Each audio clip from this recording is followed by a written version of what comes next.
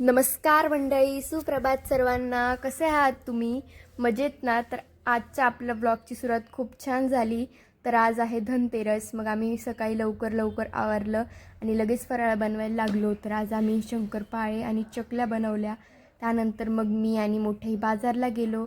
आज तर बाजारमध्ये सगळं भाऊबीजेचं आणि दिवाळीचंच सामान होतं. त्यानंतर मग माझ्या एक आत्या भेटल्या. त्यांना व्लॉगमध्ये यायचं होतं म्हणून मी त्यांचा पण व्हिडिओ घेतला.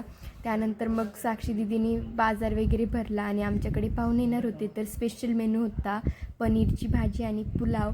आणि मग तोपर्यंत दिदीनी छान धनतेरसची पूजा मांडून ठेवली होती. मग आम्ही लगेच सगळ्यांनी पूजा वगैरे केली.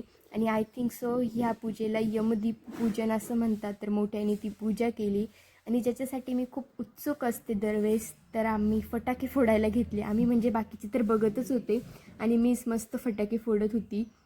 मी जास्त करून मोठे फटाके तर नाहीच फोडत, माझ्या हिशोबाने फोडते. आणि अशा प्रकारे आजचा आमचा दिवस संपला.